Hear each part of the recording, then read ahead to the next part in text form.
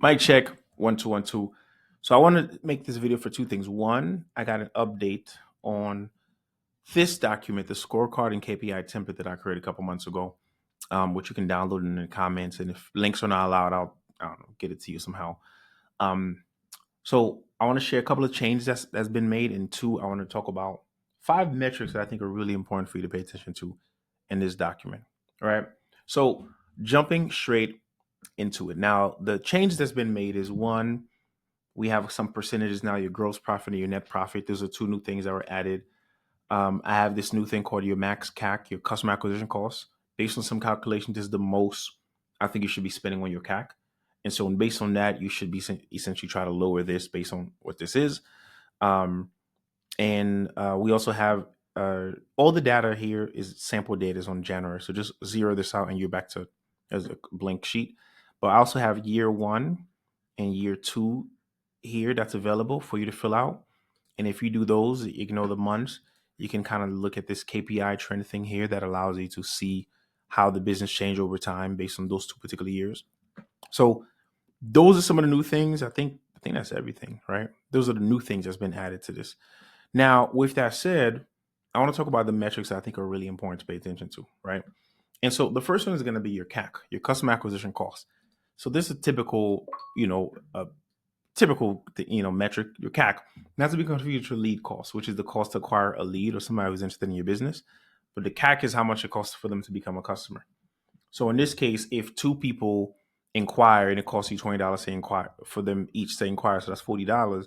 But you close one, your CAC ends up being $40, not 20, right? Well, this is important because obviously this is what determines how much you can spend to get a customer and to make that relationship worthwhile. So for now, the CAC doesn't determine how many jobs you get from that customer, right? So you can close a customer for $91 and they get 3 jobs over the course of time, or they could just do one job, right? But just it's points to pay attention to this CAC though, because that's going to give you a sense of where your marketing dollars are going to. And if a CAC is too high, basically tells you got to invest in local stuff like social media or local Google, or even like lawn signs or door hangers or whatever, right?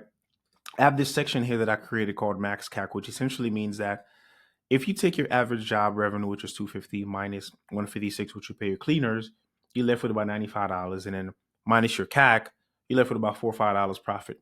Now, granted, this is profit on the first job, and then if they come for recurring, you get it back later. But that's what this is. But in this case, if I wanted to say I want to make at least 10% of profit per job, this is what determines this max CAC, or customer acquisition cost. So that's what this is for. So in the case of this business, you want to focus on trying to get to that 68 rather than 91. So that's the first metric, which is a CAC.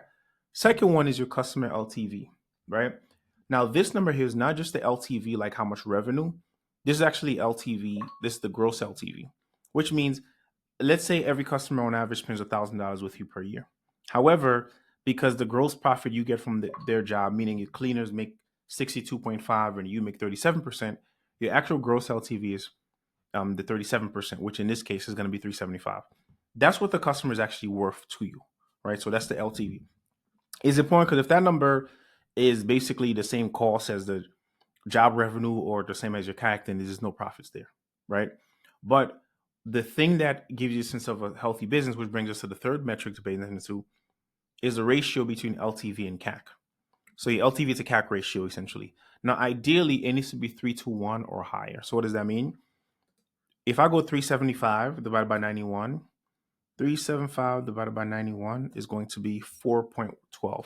So that means the LTV to CAC ratio is 4 to 1, which is good. 4 to 1 is pretty good, right?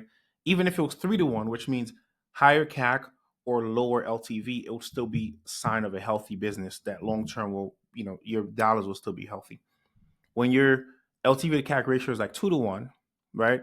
It means that your CAC is too expensive, or you have to find a way to get customers to spend more money with you so they can become recurrings or what have you. And if it's the reverse, where you have a 10 to 1 CAC, it means that you're playing scary and you're not investing enough money in your ads, because that means you have a lot more room to scale to get more customers. Because even if the CAC would, the ratio would decrease, you're still at a profitable area. So that's what that stands for, right? The net one is the next one's going to be your net profit, right? Just plain and simple, but it's important to pay attention to it because generally 15 to 20% is a healthy number for our kind of business, right? Sometimes a little higher is cool, a little lower is okay. But if you're looking at below 10%, that's a sign of an unhealthy, unprofitable business. And if you're over 30, 40% of net profit, then that means you're not investing in growth enough, or you need to hire team members or something. Because it's almost like you're too profitable, which means you're not making any kind of investments, right? And the final thing to pay attention to is your closing rate. Based on this example, we have the closing rate at 24%. So that's average about 20%, right? If your closing rate is at 15, 17, 18, it's okay. You can improve it, but that's cool. If your closing rate is 40%, which means you're closing every other client, basically, it doesn't, yeah, it could mean you're a great salesperson, but it also generally means you're charging too little. So if your closing rate is really high, increase your prices. And if your rate is really low, you have to work on getting better lead quality or just work on the sales process in general. So those are the 5 things I think, when you fill this out, pay attention to those things, and this should kind of tell you what are the things you need to work on. All right. If you have any questions, drop in the comments. Peace.